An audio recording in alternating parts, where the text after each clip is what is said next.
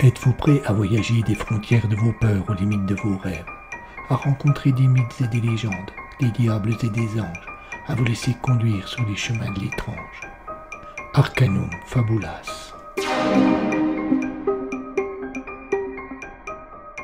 Saison 8.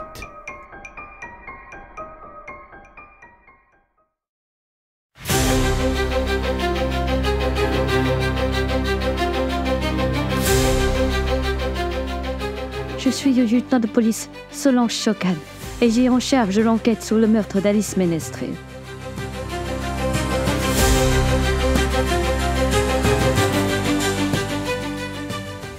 Au départ, tout pouvait sembler simple et limpide. Mais comment résoudre un meurtre qui se répète plusieurs fois?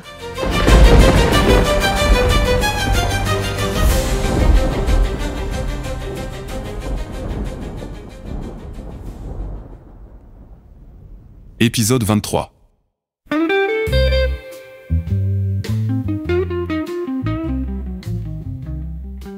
Le téléphone eut à peine le temps de vibrer une fois que Fred décrochait déjà et lançait un « allô » presque agressif. L'interlocuteur à l'autre bout du fil parut surpris et eut une hésitation avant de répondre par un simple « c'est moi ». Le légiste reconnut immédiatement la voix et ne put pas cacher son enthousiasme. C'était l'appel qu'il attendait. « Paul, enfin, tu as les résultats ? » « Ouais, c'est bien une plante. »« Tu sais laquelle ? » ?»« Les doses, vu les produits, je serais tenté de parier sur la datura. » Ce nom évoqua de vagues souvenirs au légiste. Bien trop vagues toutefois pour savoir si cela était de nature à donner des réponses à ses questionnements. Heureusement, Paul apporta immédiatement des précisions. « C'est une plante assez commune, mais qu'il faut manier avec précaution. C'est un vrai concentré de poison. »« Tu peux me donner les effets ?» demanda Castellan en attrapant un stylo. « Grosse panoplie. À petite dose, les alcaloïdes qu'elle contient bloquent les récepteurs de l'actylicoïde dans le cerveau et le système nerveux. Donc, à petite dose, tu vas avoir une confusion mentale. Puis si tu augmentes, tu vas aller vers une paralysie partielle, des hallucinations, une amnésie profonde. Et à grosse dose, tu auras des ralentissements des fonctions vitales. » « Cela peut laisser croire à la mort ?»« Sans doute. Je crois même avoir vu quelque part que c'était utilisé par les vaudous dans le cadre de la zombification. » L'évocation du vaudou retint toute l'attention de Fred. Il savait que l'enquête de Chocan s'intéressait à cette croyance, mais le terme de zombie le bloqua complètement. « Qu'est-ce que c'est que cette connerie ? Tu vas pas dire que tu crois aux morts vivants ?» Il y eut un silence à l'autre bout du fil et le médecin eut peur de la réponse de son interlocuteur. Heureusement, elle ne fut pas celle qu'il craignait. « T'as pas cessé d'être con depuis la fac, hein ?»« Bien sûr que non, mais la zombification, c'est pas ce qu'on voit dans les films hollywoodiens. Ce sont des rites bien précis et codifiés visant, entre autres, à punir les mauvaises personnes en les bannissant du monde des vivants sans les envoyer dans le monde des morts. » Bien que complètement abstraite pour lui, cette définition eut un écho chez Fred. Il repensa à Alice Ménestrel, à cet étrange comportement qui l'avait conduite à mourir plusieurs fois et de manière différente. « Tu peux m'en dire davantage ?»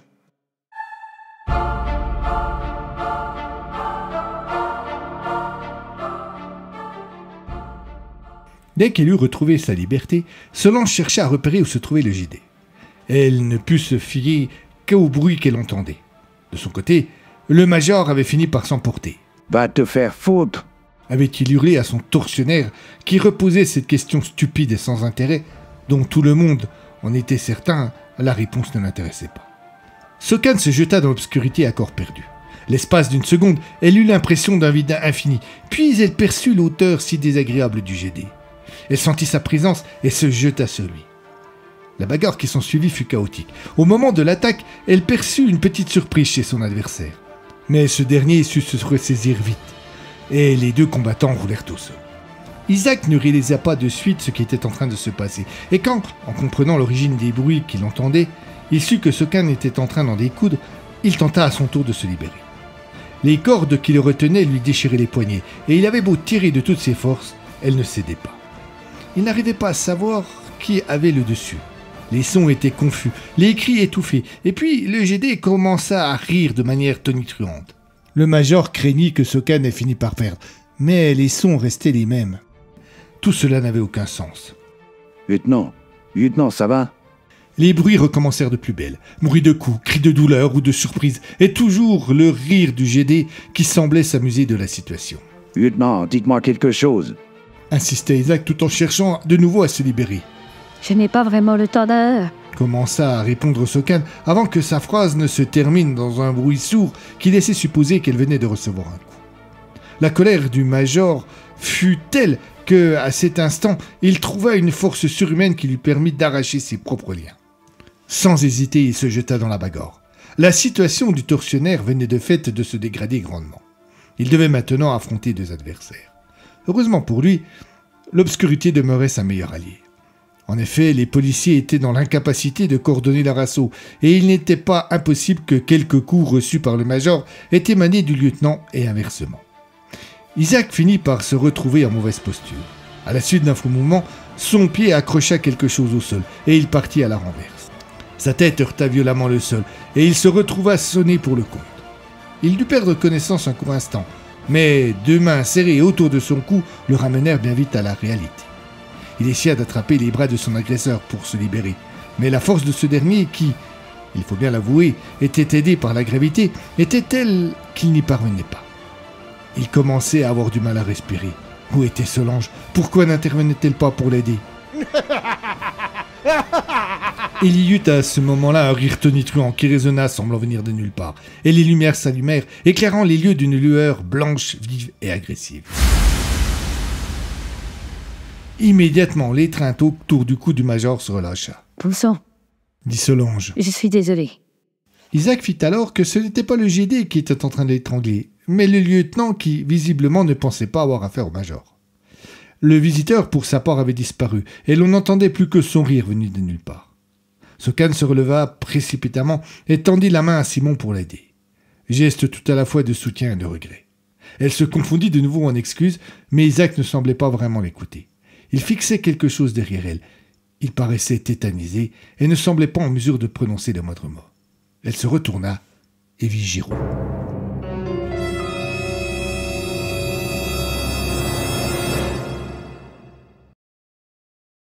Plusieurs fois, Fred avait essayé en vain de joindre Borel. Il lui avait laissé plusieurs messages sur son répondeur, mais le commandant n'avait pas encore rappelé et le légiste avait de plus en plus de mal à contenir son impatience. Ce n'est qu'en fin d'après-midi qu'il reçut enfin l'appel tant attendu. Borel était de mauvaise humeur et l'insistance de Castella n'aidait pas à le calmer. Cependant, il parvint à se contrôler au téléphone, même lorsque Fred commença son propos en demandant des nouvelles de l'enquête. Nous n'avons rien de nouveau pour le moment, mais j'espère que ce n'est pas pour me poser cette question que tu t'es montré aussi insistant. Non, non, pas du tout. Le rassura le légiste. J'ai des informations qui peuvent te servir. Tu as fait l'autopsie du cadavre de la rue Malfosse? Il y eut un silence. Plongé dans ses recherches, Fred avait complètement oublié cette mission pour laquelle, pourtant, Borel s'était montré insistant. Castella joue la franchise. Non, j'ai laissé ça de côté.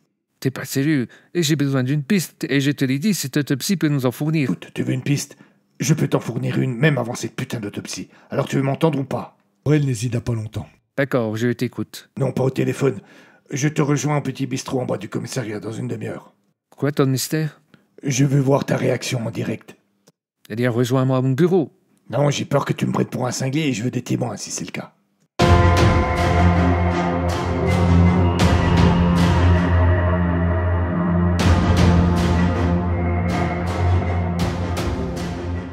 Le GD n'avait pas manifesté la même clémence avec l'amant d'Alice Ménestrel que vis-à-vis des deux policiers. Son corps pendait sans vie, retenu simplement par les liens qui l'attachaient à la croix dont il était prisonnier. Il avait au niveau de la gorge une entraille qui semblait profonde, d'où coulait un épais filet de sang. Bordel. Lâcha Sokan en se précipitant vers le malheureux pour tenter de faire quelque chose. Elle appliqua sa main sur la plaie pour essayer d'arrêter l'hémorragie et ordonna au major de trouver quelque chose pour la panser. Ce dernier soupira. C'est inutile, il est trop tard. À ce moment seulement, Solange sentit la froideur de la peau de Marc.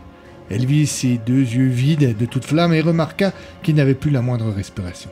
Elle enleva ses mains et recula de 2 pas sans détacher son regard du cadavre. Nous devons sortir d'ici, et vite. Elle fouilla les alentours. La pièce était immense, une sorte de hangar aux dimensions impressionnantes. Tous les murs étaient blancs, rien ne pendait au plafond, et il était impossible de dire d'où venait la lumière, puisqu'il n'y avait aucune fenêtre, ni apparemment aucune ouverture, si ce n'est une petite porte étrange à l'opposé de l'endroit où il se trouvait. Là-bas, Dit simplement le major en désignant cette dernière du doigt. Abandonnant le corps sans vie du malheureux Giraud, les deux policiers se précipitèrent en direction de la sortie.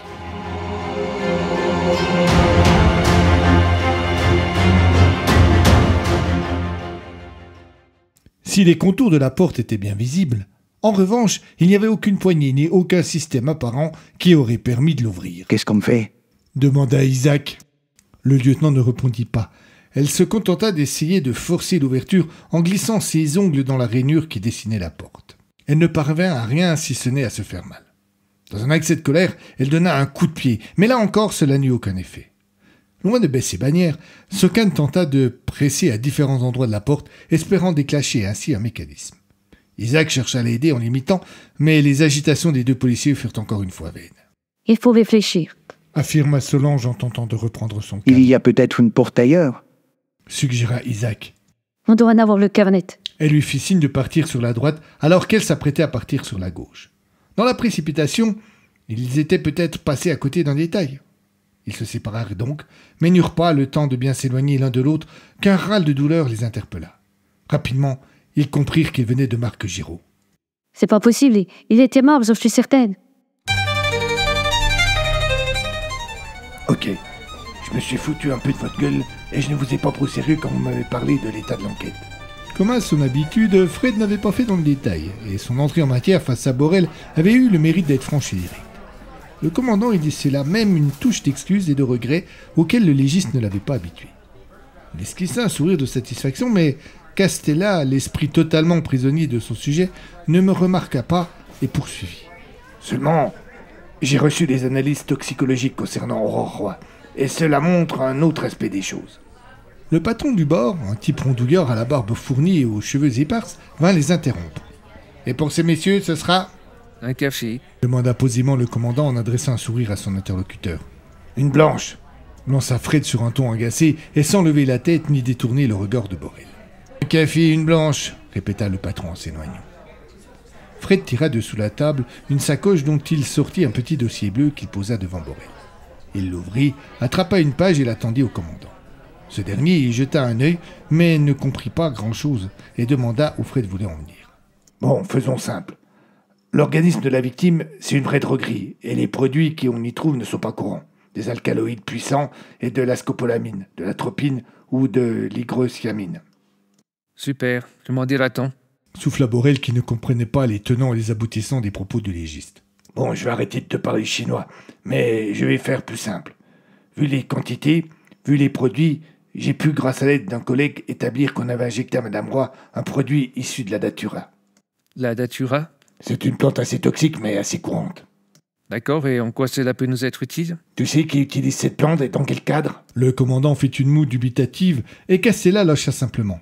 Les prêtres vaudous pour les rites de zombification. Le retour du patron avec les boissons poussa les deux hommes à faire une nouvelle pause. C'était aussi bien pour Borel. Cela lui laissait le temps de digérer ce que venait de lui balancer Castella. Quand il avait accepté que ses subalternes suivent une piste en dehors des sentiers battus, c'était avec la promesse qu'au final on aboutirait sur une explication rationnelle des choses. Et voilà que le docteur Castella, le type le plus fermé à tout ce qui peut sortir du raisonnable et du scientifique, venait de lui lâcher le mot « zombification ». Le gérant du bar avait posé une tasse devant le Borel et un verre devant Fred en les accompagnant d'un simple « Voilà messieurs !» Et il s'éloignait déjà. Mais le policier le retint et lui demanda pour payer de suite. Il n'entendit pas le chiffre que lui donna le patron. Il sortit de sa poche un billet de 10 et le tendit à son débiteur en l'invitant à garder la monnaie. Puis, d'une traite, il avala son café, il reposa la tasse sans regarder Castella en face et déclara. Je ne suis pas certain, mais pas certain du tout que je suis prêt à entendre ce que tu vas me dire.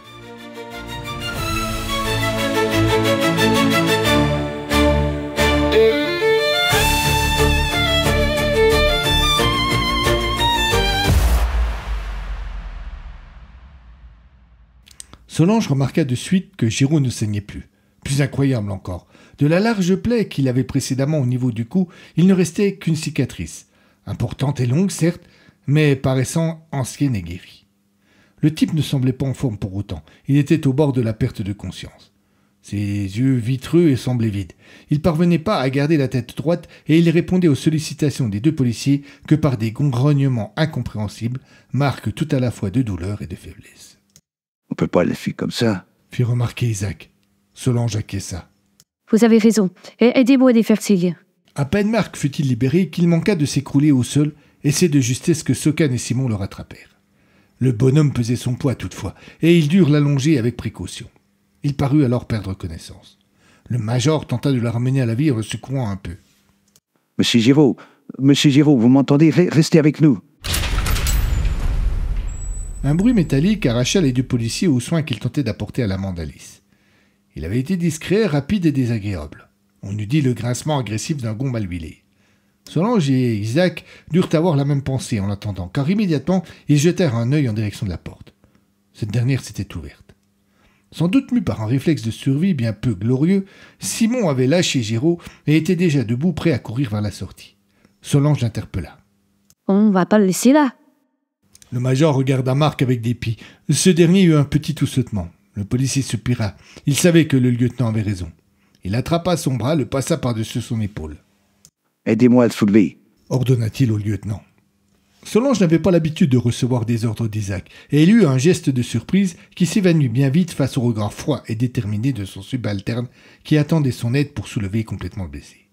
Solange attrapa l'autre bras de Géraud et le plaça également sur son épaule.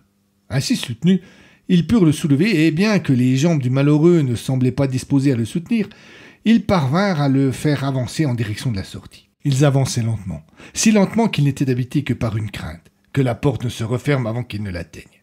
Marc pesait des tonnes, et il ne semblait prêt à aucun effort pour aider ses sauveurs.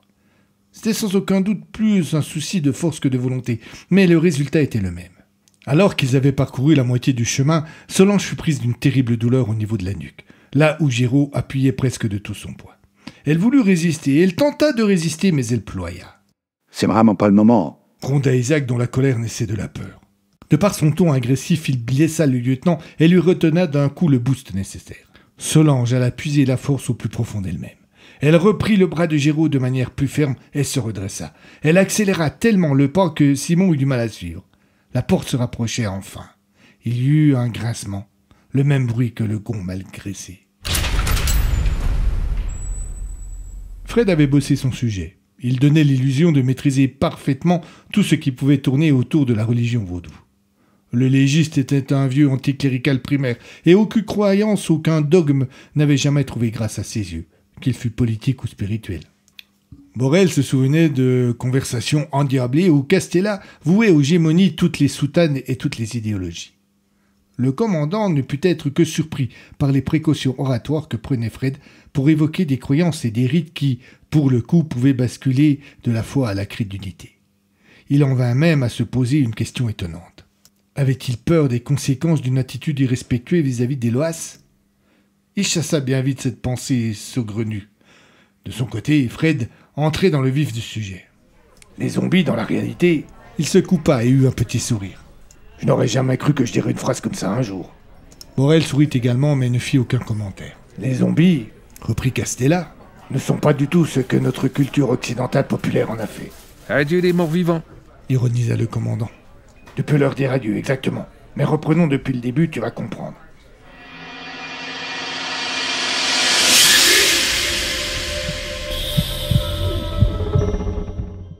Dans le rite vaudou, il existe plusieurs types de prêtres. Gan pour les hommes et les Mambo pour les femmes.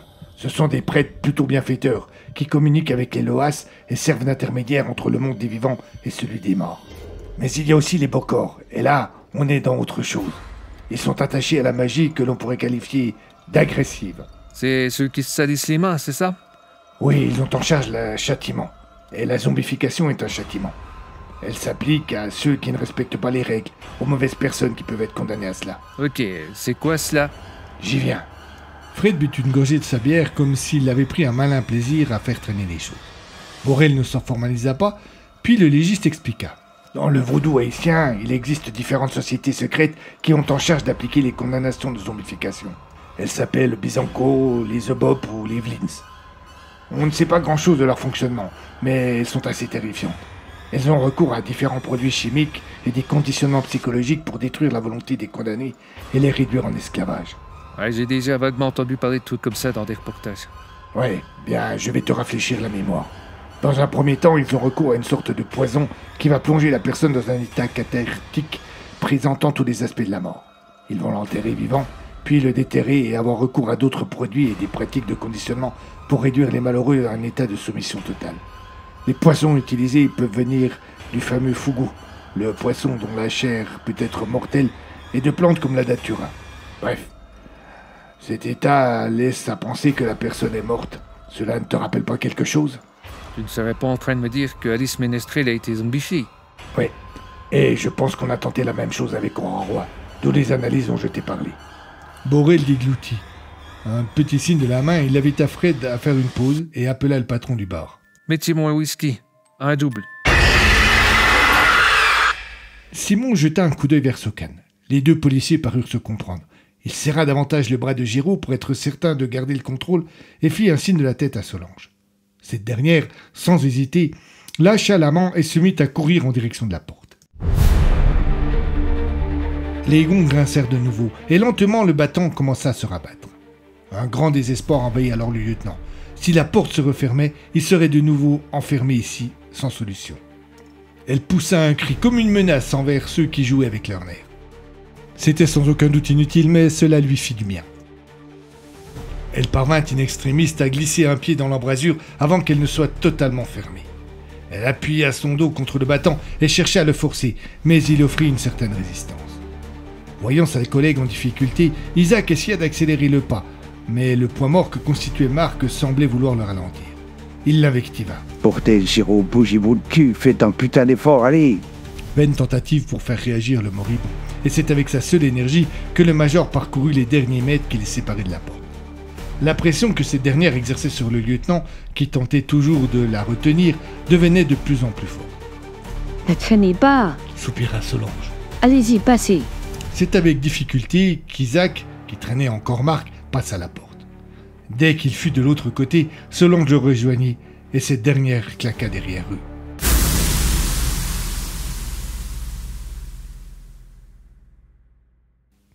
C'est seulement à cet instant que les deux policiers prirent conscience du lieu où ils venaient d'arriver.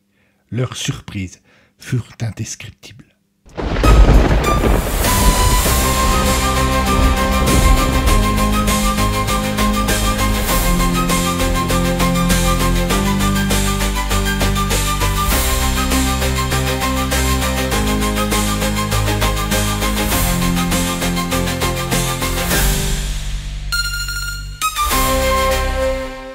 À suivre.